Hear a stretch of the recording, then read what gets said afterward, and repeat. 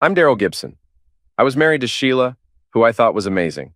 We had what I believed were 24 blissful years together, but it turns out only the first 21 were truly happy. Then, out of the blue, Sheila decided to end things. Apparently, she had been seeing this guy named Jeff Woods for the last 3 years. And yeah, they weren't just talking. They were falling in love and having an affair. Now, I'm a grown man, so if she didn't want to be with me anymore, then fine, she could go. But life goes on. The real pain set in when I discovered that my 3 kids, Jason, Michael, and Kimberly, knew about the whole thing all along. They knew about the affair and that their mom was planning to leave me. But they didn't tell me because they didn't want to get caught in the middle. Essentially, they chose to side with their mom and kept me in the dark. Bitter doesn't even begin to cover how I felt. But instead of wallowing in it, I decided to buy a boat and started sailing. I did a bit of charter work here and there, but mostly I just drifted around. This became my life for 7 years. Then out of nowhere, my daughter Kimberly called me. She told me that her mom needed a favor. Sheila had a new daughter named Karen, and they wanted me to get tested to see if I could donate a kidney. It wasn't hard to figure out what that meant. And just in case I didn't get it, my sons came by to explain it to me, like I was some kind of idiot. They made it clear that Sheila was pregnant with my kid when she left me. They knew, and they never said a word. I was disgusted with them for knowing and keeping that from me. So, what did I do with all this dumped on me? I decided to take a trip to Bermuda and get away from it all. I was getting ready to set sail when Sheila suddenly appeared. I'd already pulled up the anchor and was drifting away from the dock when she ran up and jumped onto the boat. The boat was about 7 feet away from the pier when I decided to cut the engines. I was just about to throw her overboard when I noticed a little girl standing on the dock, calling out for her mom. I told Sheila to get off my boat, and I wasn't exactly polite about it. But instead of leaving, Sheila pulled out a pair of handcuffs and locked herself to one of the mooring points. She looked me in the eyes and said, "Daryl, I know you're furious with me, but Karen needs your help. She'll die without a kidney. Please don't let your anger at me hurt her. I know you're upset, but you're a better person than that." For a moment, I just stared at her, and then I burst out laughing. "Oh, so now you think I'm a good man? I'm only good enough when you need something from me, huh? But I wasn't good enough for you to stay with." From the dock, the little girl screamed, "Mommy!" Sheila shouted back, "It's okay, honey. Mommy's fixing things." A dark laugh bubbled up inside me, and without saying another word, I pushed the throttle forward. "Daryl, what are you doing?" Sheila yelled. "I'm heading to Bermuda," I replied casually. "I plan to make a stop in St. Thomas first. Thanks for tagging along. I see you packed light." "But what about Karen?" she pleaded. "And who's Karen exactly?" I asked, acting clueless. "I don't know anyone by that name. I've never met a Karen. I never got to fix her bike or kiss her goodnight." "She's your daughter!" Sheila shouted, desperation creeping into her voice. "Funny, I don't recognize her," I shot back. "You see, I remember my kids because I was there to raise them. Though judging by how they turned out, I didn't do the best job. I'll chalk that up to your influence." Sheila, clearly distressed, asked, "What do you want?" By this time, we had made it into the channel and were heading out toward open sea. I noticed that a few more people had gathered on the dock with the little girl. I couldn't see clearly, but I guessed it was my old family. I waved at them with a bit of irony. "Daryl, you need to turn back," Sheila begged, panic in her voice.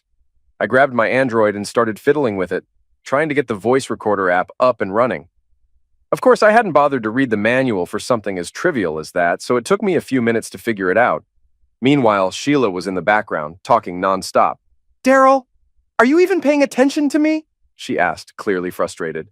"I think I finally got the app to work." "Not really. Could you say that again?" I replied, more out of habit than actual interest. "Daryl, we need to talk about saving Karen's life. Didn't you see how she barely made it to the end of the pier?" Sheila pleaded. "Sheila, unlock yourself and get off my boat," I said, though by now we were nearly 2 miles away from the dock. It was more of a formality at this point. She just smiled and said, "We can't do that. Jason has the only key, and he's back at the dock, so you have a choice. Either go back and help my daughter, or—" "I like the sound of or," I interrupted as I pushed the throttle to pick up speed. Honestly, I was in a bit of a dilemma. On one hand, I really wanted Sheila off my boat. On the other hand, I wasn't in the mood to be guilt-tripped or pressured by a bunch of people who had abandoned me and pushed me out of their lives. If I cut off her hand, I'd probably get in trouble, and it would make a mess on my deck. If I chopped the mooring point, it would damage the boat, which I didn't like either. Plus, I didn't think she was worth the $1,500 a life raft would cost. While she kept talking, I was still weighing the cost of my peace and quiet against the expense of a lifeboat. But then, my daydreaming was abruptly interrupted by the Coast Guard showing up. Being someone who generally follows the rules, I decided to stop the boat. I mean, it's not like I had much of a choice. They had a chain gun mounted on their bow, for crying out loud. They sent over a Zodiac raft filled with a bunch of serious-looking guys in uniform. I quickly stashed my Android in a storage bin under some charts in the deckhouse. Without even asking, they all climbed aboard my boat. The guy in charge asked, "What's going on here?" Before I could say anything, Sheila jumped in with, "Thank God you're here! He's kidnapping me!" She even rattled her handcuffs at them for effect. The officer looked at me and asked, "Sir, is this true?" "Honestly, I'm pretty glad you're here too," I replied. "If we can figure out how to get her off my boat, you can take her with you. And no, I didn't kidnap her." The officer sighed. "Sir, it would be a lot easier if you just gave us the keys and explained what's happening." "I don't have the keys," I said, feeling more frustrated by the second. "This crazy woman jumped on my boat and handcuffed herself to—" I trailed off as I saw the look on their faces and realized how ridiculous my story sounded. Without another word, I turned around and offered my wrists for the cuffs. And let me tell you, those cuffs hurt when they slap them on. These boarding team guys live for this kind of stuff, just like SWAT teams. I'm pretty sure one of them got a little too excited. At least they didn't slam my face into the deck. Being treated like a kidnapper made me feel like a celebrity. I did make sure they searched me to prove I didn't have the keys. But my day wasn't over in terms of humiliation. The bosun's mate in charge had one of his men grab a screwdriver and release Sheila by unscrewing the mooring point from the deck. Why didn't I think of that? Sheila just sat there, smirking at me. "Now you have to come back," she said smugly. "You're going to regret this," I muttered. Not my most original line, but I was feeling pretty lousy at the moment. There were a ton of questions thrown my way, but I decided to lawyer up and was taken into custody.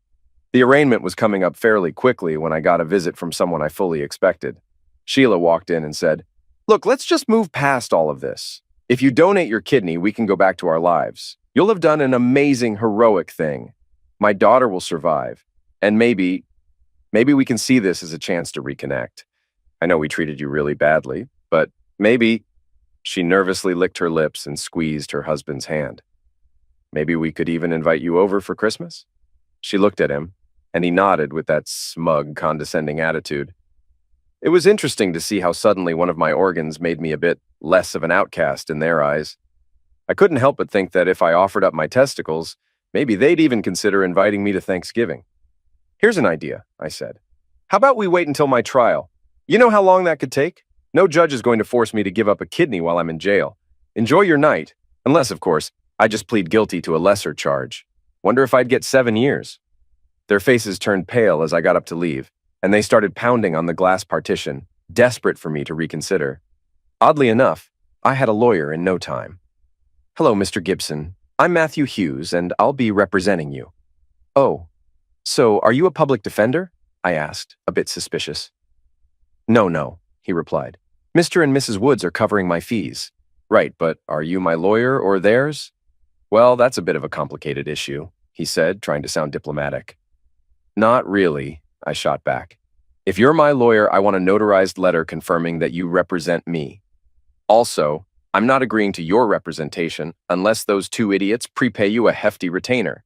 I don't want to end up with you quitting halfway through because they decided not to foot the bill anymore." He thought it over for just a moment. "That works. It's a tricky situation they've put me in, but this might clear up the ethical concerns." I couldn't help but think that the promise of a big retainer played just as much a role in his decision as his ethics did. Maybe I'm being too cynical, but it crossed my mind. "You'll have the paperwork by tomorrow," he said. The night before I was set to be released on bail, and no, I didn't have to pay a single cent, I found myself in my cell, reflecting deeply on who I was and the kind of person I wanted to become. Was I the type of person who could just walk away while someone was in desperate need? I didn't like to think so. But when it came to my family, well, my ex-family, the anger I felt seemed to overshadow any sense of morality. Sheila was right about that. At the same time, it was clear that my family was the kind to abandon someone. When I was the one struggling, they all turned their backs on me. I mean, I wasn't literally drowning, but Emotionally, I was struggling to keep my head above water. Despite everything, I knew I could still find some happiness. I just hadn't managed to do so yet, and I recognized that this was a weakness in my character. They would keep pressing me to do the right thing, and I didn't have a solid defense. Was a relatively simple medical procedure worth my daughter's life?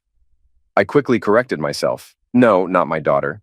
As far as our connection went, I was nothing more than a donor, like a cup of sperm from a sperm bank.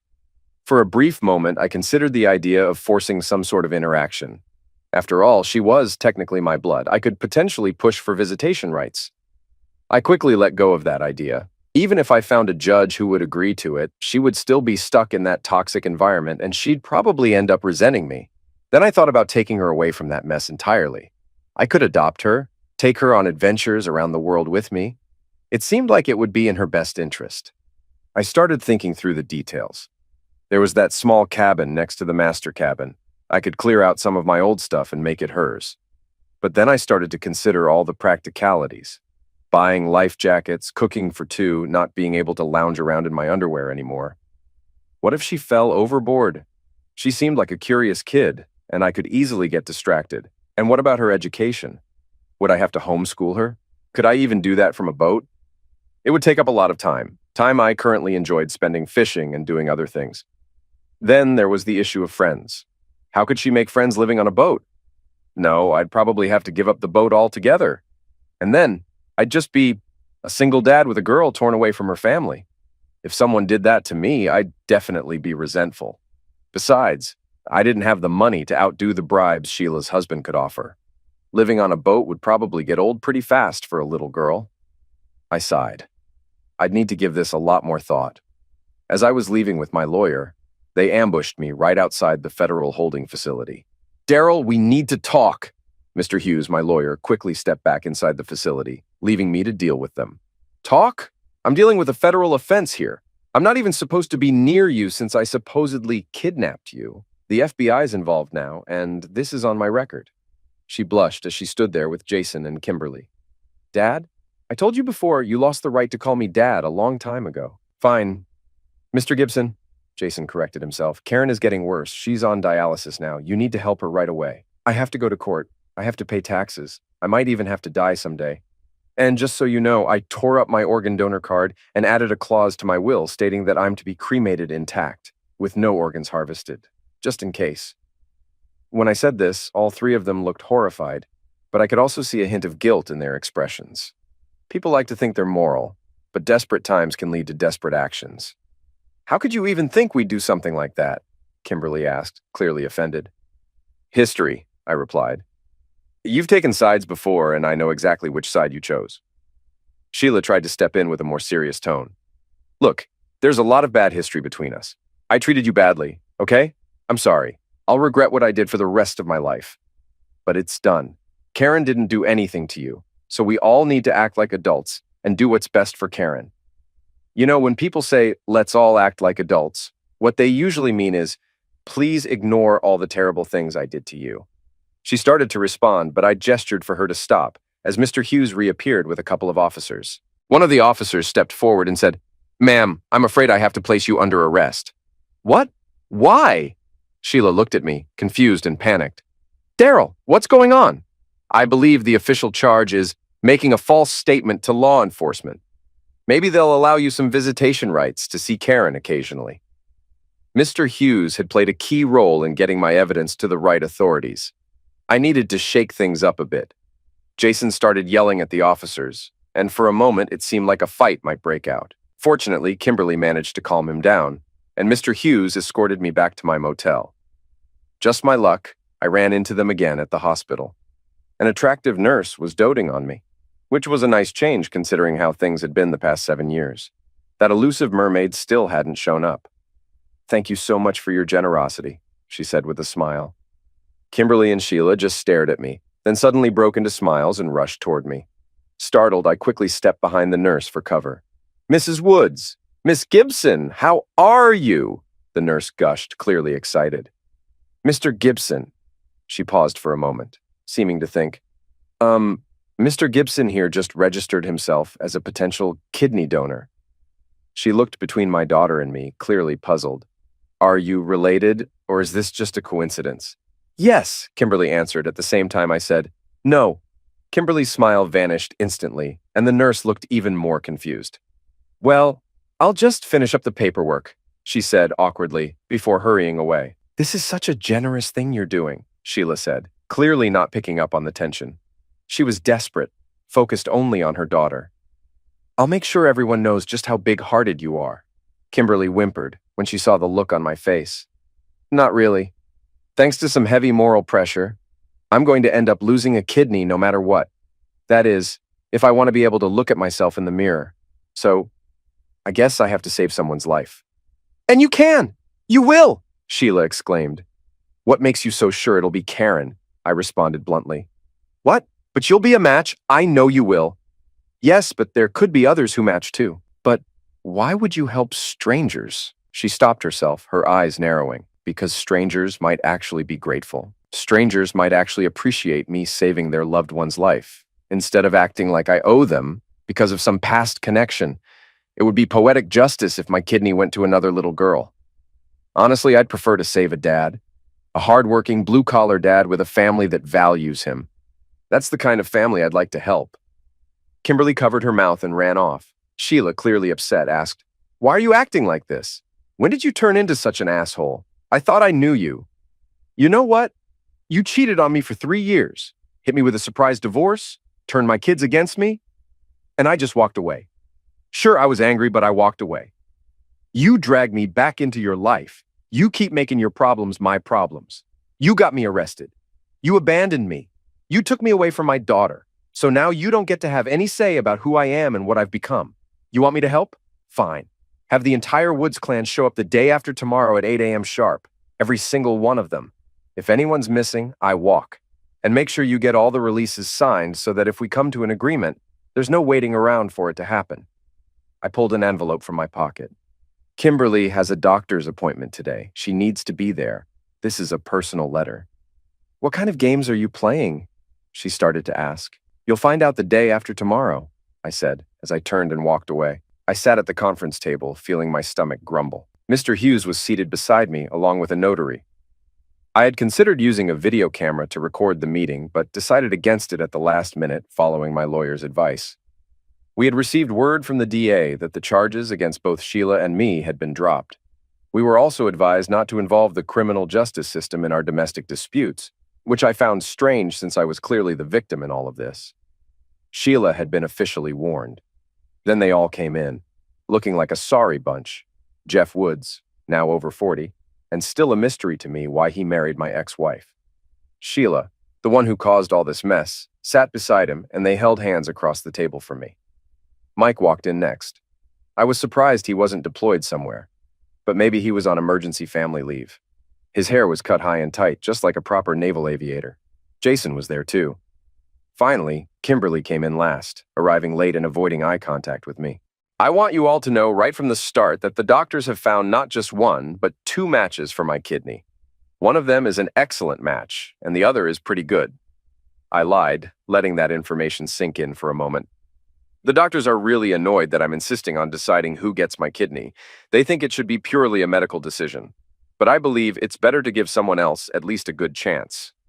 Why are you being such a hard ass, Daryl? Jeff Woods asked. First of all, you can call me Mr. Gibson, and I have nothing to say to you right now, I replied firmly.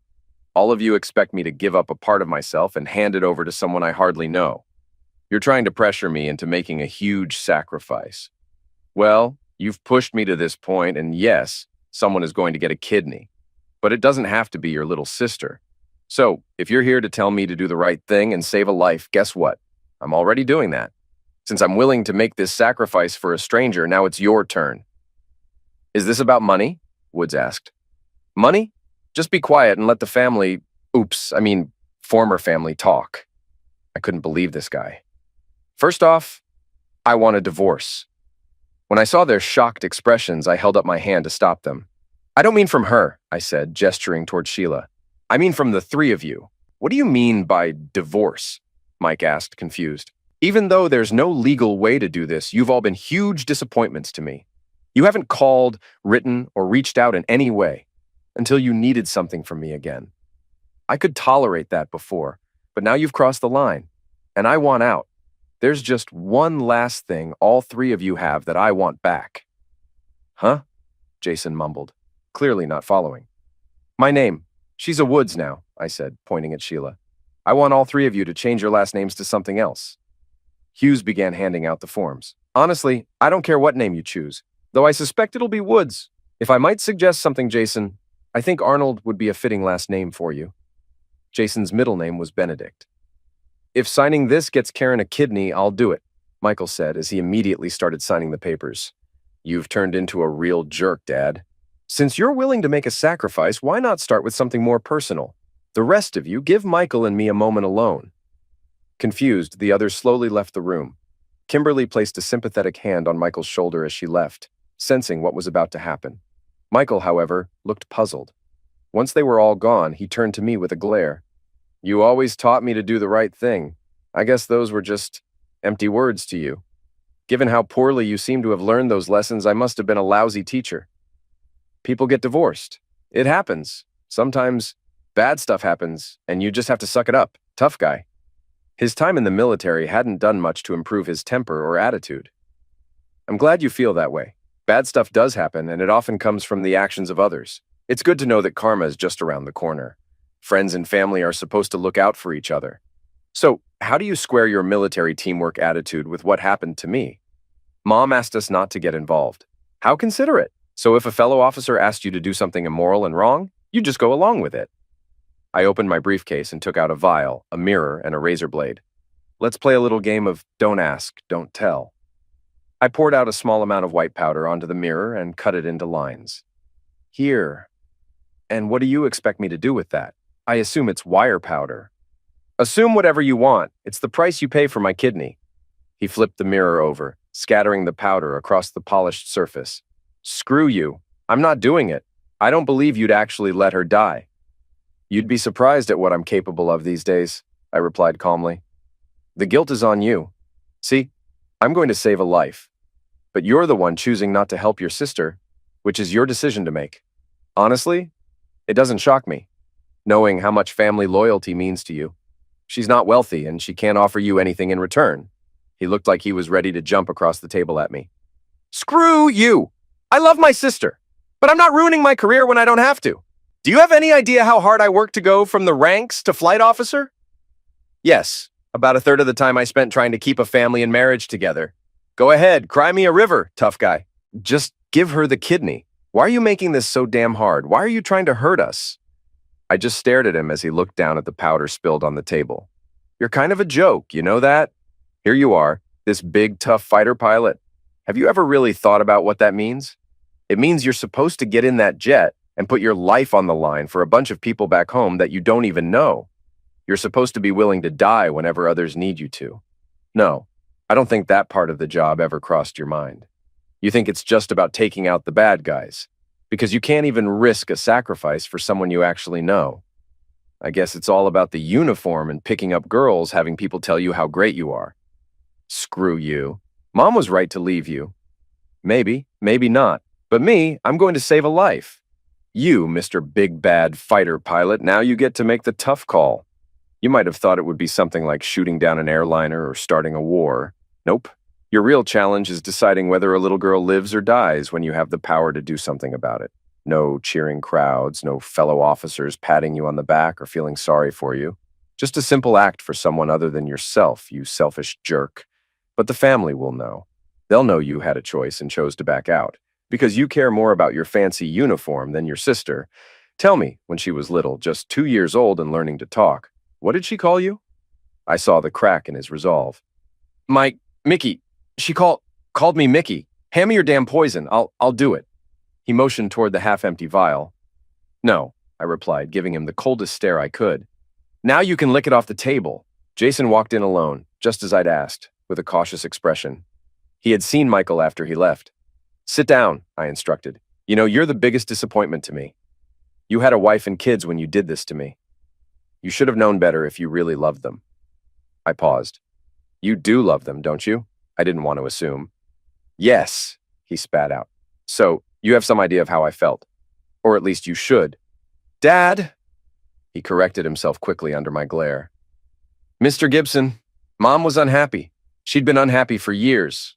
I placed the envelope on the table and slid it back and forth between my hands, watching his eyes track its movement. So, were those the years she was sneaking around with Jeff Woods behind my back? Or was it even earlier than that? Did she ever let me know she was unhappy? Sure, I noticed she seemed off for a few months, but she never said a word. Wouldn't you want Pamela to tell you if she was unhappy? Or if she didn't have the courage, wouldn't you hope your kids might give you a heads up before you got blindsided? If your wife was seeing someone while you were away, wouldn't you want your son to clue you in? What do you want from me? An apology? I already said I was sorry. I'm still sorry. Yeah, you're sorry, but an apology is just words. I flicked the envelope with my finger, sending it spinning across the table. It caught a bit of air as it hit a stray breeze and landed in front of him. That's what I want from you. He opened the envelope cautiously. Inside was a key card with the Quality Inn logo on it. What's this? It's for a hotel room, room 341. Inside, there's a nice, attractive young lady, disease-free, who's interested in meeting you. In fact, I think you should get to know her in the biblical sense. Actually, I'm insisting on it. And what's the point of this? Why are you playing these ridiculous games instead of just helping the very people who betrayed me? Let me tell you a story. There was once a young man, married, mind you, who held his father's marriage in his hands. It wasn't a perfect marriage, but it was one the father deeply valued. Like most marriages, it needed work and care. We both know how well that young man handled that responsibility. Now karma has come around, and it's my turn to have control over your marriage. If you really love your sister, you'll do whatever it takes to save her life. Even if I'm a complete jerk and decide to send the video, he flinched at that, to Pamela. You might still be able to fix things. You could explain how I forced you into a situation with an incredibly attractive woman. That might not end your marriage, especially if it's built on trust and honesty. Does she trust you? Does she take your word seriously? You might be able to patch things up, but it'll never be the same. Just like I'm not the same. You should enjoy it, though. Think of it as a belated birthday present. A thought crossed my mind at the last moment. Oh, hand over your cell phone. You see, I only rented. Is rented the right term? No, hired. Yes, I only hired her for 3 hours. And to give you a little extra motivation, since the charges against me have been dropped, I've got my boat back. So, how much do you value your sister's life? I leaned back and let the cursing begin. After he started to calm down, I glanced at my watch. You've got 2 hours and 25 minutes left. Send in Kimberly. And don't forget to leave your cell phone. Kimberly walked in, looking like a beaten dog. Dad, Mr. Gibson, I'm sorry. I'm so sorry. I never really put myself in your shoes. You were always the strong one, the one who disciplined us and took the hard hits. She almost choked on her words, in stride.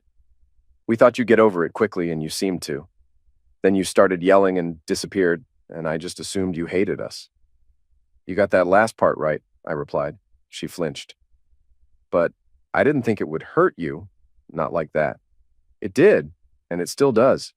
Do you know what the worst part of this whole situation is for me? She shook her head. It's that you came back. Not because you were sorry, not because you missed me, not because you realized you were wrong, but because you had to. She sat there, staring down at her hands. Is that why you scheduled the doctor's appointment for me to get an Essure implant? Essure was a permanent sterilization procedure. It involved placing 2 plugs in the fallopian tubes, causing scarring that prevented eggs from reaching the uterus. You took my future away from me, I said. That's not true, she whispered. Not technically, no. But you did take a future away from me. So I'm just taking a future away from you. You'll still meet someone, fall in love, have a career, hobbies, joys, and friends. Just no children, she sobbed. No, maybe this will help you appreciate family a bit more. Maybe Karen can be your surrogate daughter. She sat there quietly, still avoiding eye contact and staring at her hands. So that's what this is all about. Sacrifice. When the doctor explained the procedure, I felt numb. She told me I had to wait 3 days to be sure I was serious about it. The doctor also said that I needed a family member or someone I loved to drive me home afterward. Finally, she looked up at me, her face void of any emotion, just a mask of the girl I once knew. I chose you instead. Father, I wish you would take this burden from me, but your will, not mine, be done. The bitterness in her voice was unmistakable. Sheila was waiting for me outside the room after Kimberly left, looking like a shell of herself. "Are you happy with yourself, tearing apart your own family?" she asked, dripping with venom. "Excuse me, I was on my boat heading to Bermuda. 7 years ago, I was thrown out of this family when every single one of you turned against me. And that justifies treating your own children so horribly? They aren't my children anymore. You made sure of that. Clearly, I failed as a father if they were capable of doing what they did to me. But I don't think they'll forget this lesson. Not one bit. So this is just revenge? Call it whatever you want." A wave of exhaustion suddenly hit me. The day had been incredibly draining, and I knew it wasn't over yet. "Do you mind? I'm tired. Being an asshole takes a lot out of you." And it truly did. "So, is it our turn now?" she asked, glaring at me. "Sure, let's finish this up." Right on cue, Jimmy Boy walked in with 2 cups of coffee. He handed one to Sheila, and she blew on it before giving him a smile that twisted the knife in my gut. She had built an entire life without me. Mr. Hughes entered the room as well, accompanied by the notary. He placed his folders down and took a seat next to me. This was my moment. "Do you want to know the difference between you and me, Sheila?" She took a sip of her coffee. "I have a soul? Nice. You still have that sharp wit, I see. No sense of shame, but a soul. No. I was going to say that you still have all your good memories. You made your choices, had the kids, and everything turned out just fine for you. Meanwhile, all our shared memories were trashed for me. I had to question everything about my relationships with all of you. You had Kimberly, Jason, and Michael standing by your side. I was left out in the cold. Daryl, how many times do I have to say I'm sorry? The last few years of our marriage weren't filled with many happy memories for me. No, you were saving all your happiness for Jimmy Boy. Didn't bother to save any for me. You moved from one set of happy memories to another." I noticed Jeff wanted to say something, but he kept quiet, clenching his jaw. Maybe he was finally learning to keep his mouth shut. It doesn't matter. I can tell from the looks on our kids' faces that you're planning something awful. So let's get it over with, shall we?" I smiled, but it didn't reach my eyes. "Jeff, how's my wife? Enjoying your time with her?" He stayed silent, just waiting. You know why people are drawn to married folks? If someone's even a little attractive, they catch the eye of single people. You're a prime example, Jeff. It's because marriage smooths out the rough edges. People are like rocks in that way. I'd already done the work with Sheila, and you decided to take her, Jeff. That's theft. You saw something nice and you took it. Are you saying you want her back? Jeff asked, clearly shocked. Oh no. It's like a piece of chewing gum. Once someone else has chewed it, you don't exactly want it back. Why would I want a faithless and deceptive woman back? Sheila went pale at that, but she stayed quiet. Just something to keep in mind for the future. I doubt she's got another 25 years in her, but in about 14. Just a heads up. Been there, done that. Are the insults part of the deal? He asked. No, those are on the house. But back to my point. You didn't just take my wife. You took my entire life. Everything I had, everything I expected, past, present, future. You turned my whole world upside down, and you didn't even bother to ask. I grabbed the 2 folders from Mr. Hughes. These are quitclaim deeds. One is for your house. You sign it over to me. Hughes cut in. He prepared these in case you felt like giving him a gift. I smiled and nodded in agreement. The other document is a quitclaim deed for all your belongings. What's chattel? Sheila asked. Hughes clarified. That means everything in your house. You're signing over all the contents of your home, your boat, and your cars to him? I continued.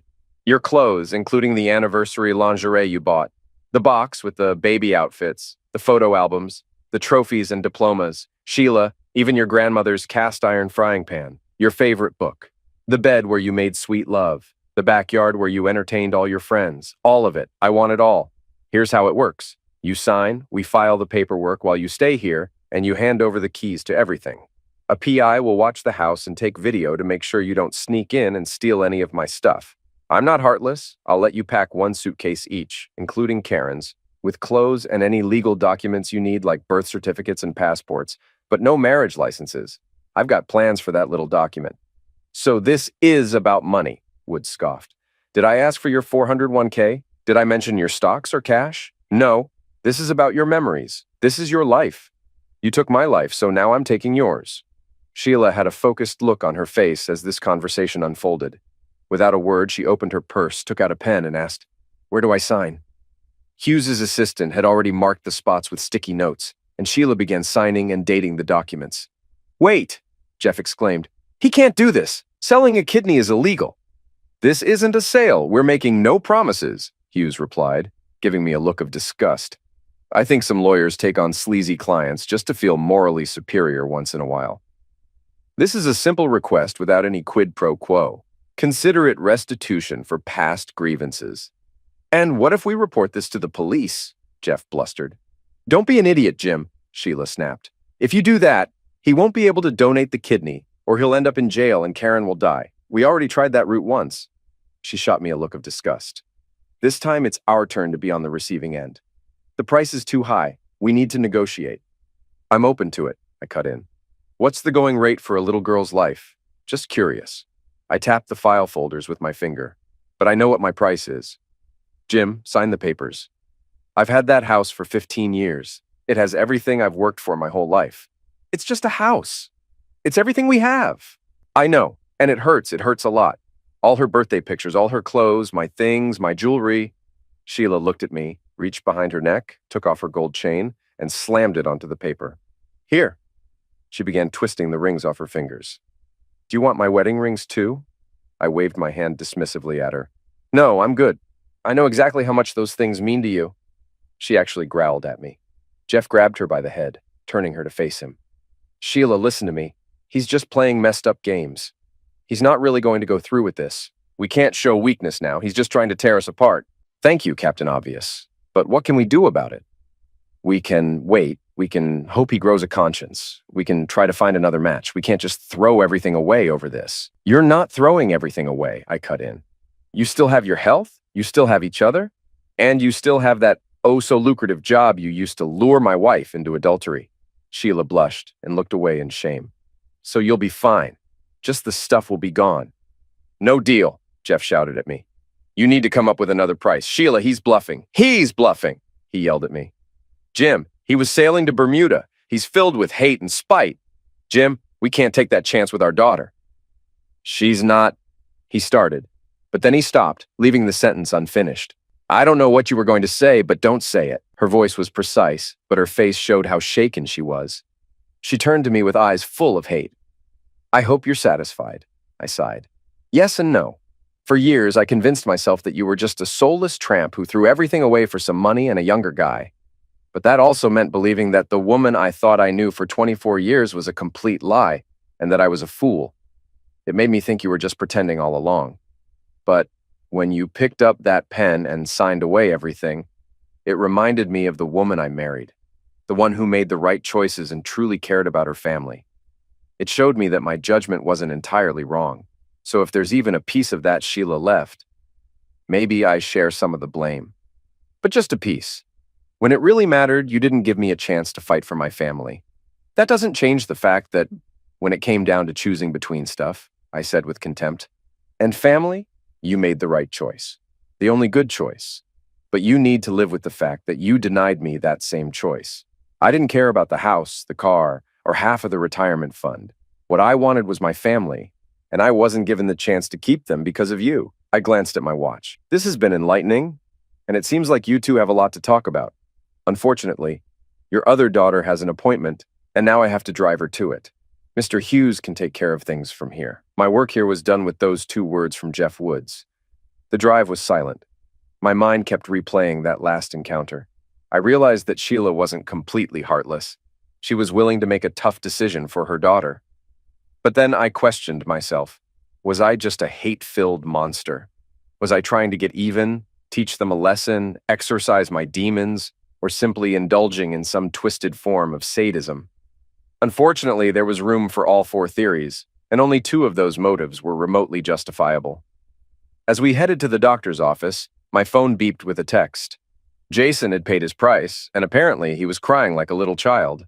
I sighed and remembered the days after the divorce. He had 7 years of regret ahead of him before we could even come close to being even.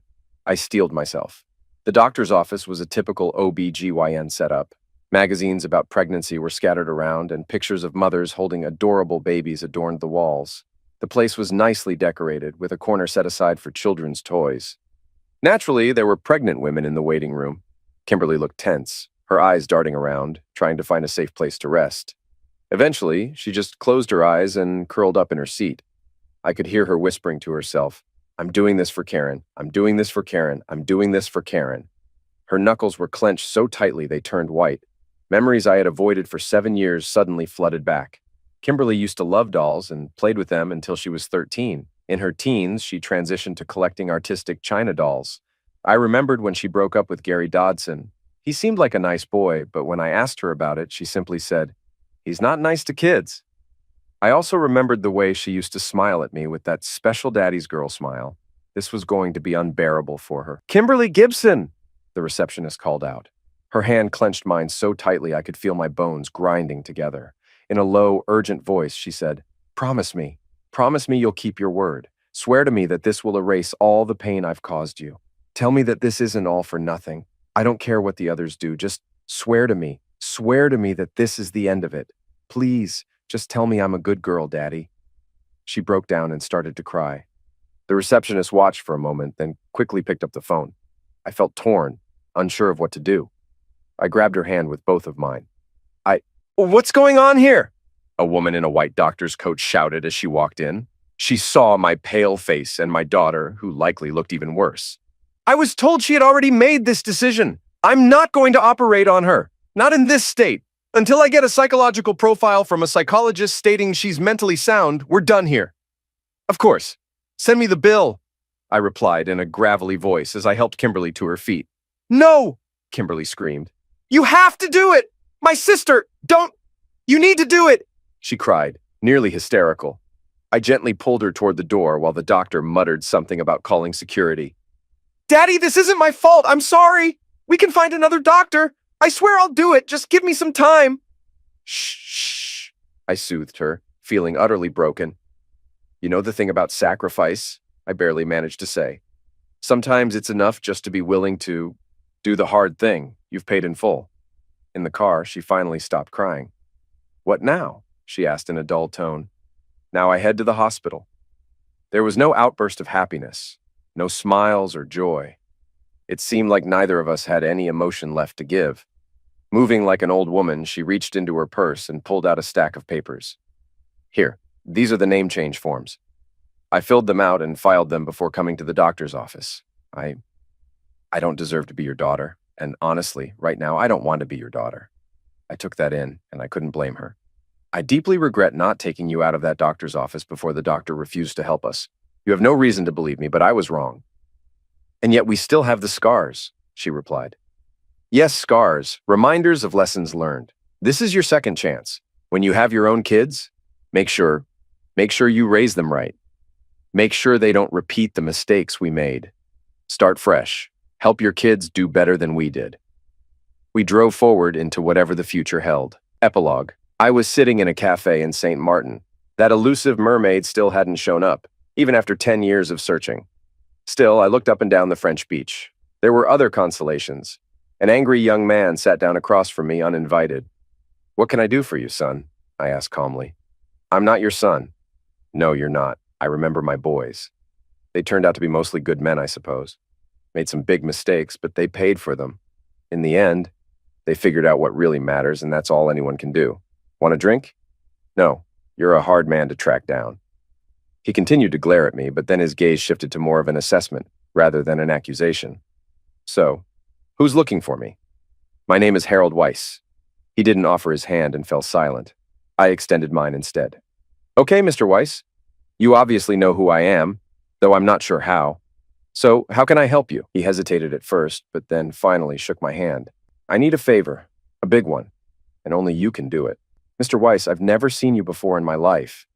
Maybe you should start by telling me your story." He sighed and motioned for the waiter, waiting until his drink arrived. "This is just too strange. I expected someone more what? More hateful. Ah, time and the whole Karen incident had burned a lot of the hate and bitterness out of me." He gathered his thoughts when I didn't respond. "I married Kimberly Arnold. You probably remember her as Kimberly Gibson. I knew her by both names. She showed me the name change forms, though I never really thought of her as an Arnold. Kimberly disappeared after I donated the kidney. In fact, I did it on the same day I confronted the family. Eventually, Sheila pressured Jeff into signing the forms, although judging by their faces, it must have been an ugly fight. Sheila believed Kimberly might have gone off to harm herself, but I didn't think so. I figured she was working through a lot of issues. Yes, I stayed in their house while I recovered. For the first 3 days, a nurse looked after me, and I spent my time snooping into the lives of strangers. They seemed happy in the photos, but it was clear I wasn't part of that life. Once I started feeling better, I spent my time going through their files. Any photo of Mr. and Mrs. Woods went straight into the fireplace. If the photo included Karen, I left it alone. Any picture of a relative I didn't recognize got destroyed. I burned all of his trophies, diplomas, toys, and her frilly undergarments, reducing them to ash and twisted metal. Apparently, Mr. Woods used to be quite the high school baseball player. I thought about destroying all of her clothes too, but two things stopped me. First, I remembered my mother. Her church dress, apron, and visiting suit were major memories for me. Second, there was a picture at the bottom of her dresser. It was of the 5 of us at Disney World, back when we were a happy family. I spared the clothes in honor of my mother and for Karen. I spent the rest of the month thinking about the future while finishing off their cases of wine and a special bottle of 25-year-old Lafroig in a wooden case. Honestly, it just tasted like scotch to me. When I needed some cash, I pawned one of her pieces of jewelry. I wasn't about to touch my own savings. His clothes, both cars, her remaining jewelry, and a few heirlooms I knew she cherished were donated to the National Kidney Foundation. I left the receipts on the kitchen table. This wasn't about money. I decided I wouldn't ruin the life of a little girl who had done nothing wrong except be related to the wrong people. When I noticed her swing in the yard, I saw a small gap in the bushes. There was a tiny headstone with Frodo scratched on it, surrounded by a circle of rocks and a withered flower. No, burning this place to the ground might have been an option if it were just Sheila and Jeff. But that little memorial was a gift I could give to a daughter I'd never get to know. So I called Hughes and had him reverse the paperwork. Why did I wait a month? Well, I wanted them to go through the hassle of setting up a new household, making deposits, buying furniture, and getting new appliances. Sure, it was petty by then, but while Kimberly and Sheila had shown some level of remorse, I felt like Jeff deserved a little something extra, and recovery takes time. Since Sheila had proven she still had some sensitivity left, I left her little notes. In their photo albums, I wrote, "She's a beautiful girl. Too bad I never knew her." I also tucked a few other notes where she'd find them over the years. But in the end, I was finished with this family. Again. Illness, moving, and even a fire. All these things put a strain on a marriage. They experienced the equivalent of all 3 at once. Let's see if good old Jeff could keep things together when the storm hits, not just when the sun is shining. I wished him no luck at all. Now, I had this young man I'd never met before asking me for a favor. Kim was in therapy for a long time. He shot another glare my way. "She's better now. She said you were the toughest son of a witch on the planet." He waited for me to respond, but I didn't. Anyway, when we started dating, she made sure I understood the meaning of sacrifice. He watched me again, but I still had no idea what he was getting at. I hadn't seen her in 3 years. So, she told me right away that any children we had would carry the Gibson name. It wasn't up for negotiation. "So, have you had any kids?" I asked, feeling a lump in my throat.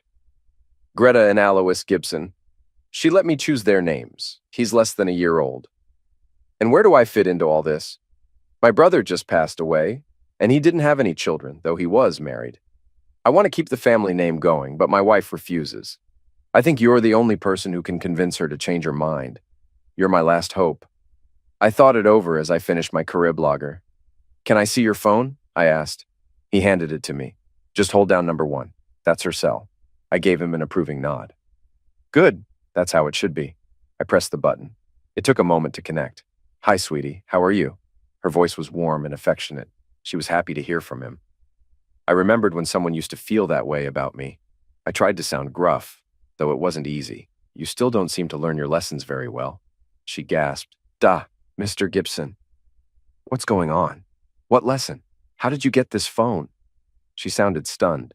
"The lesson was about sacrifice and grace. Your husband came down here to give me a piece of his mind about how I treated you. I think you have a good man there. It took a lot of guts to risk so much for this. Family goes both ways. Can you consider giving him the honor of passing on his family name to your children?" Her tone turned light and breezy, though it felt a bit forced. You know what? I think I'll keep him. There was a brief silence.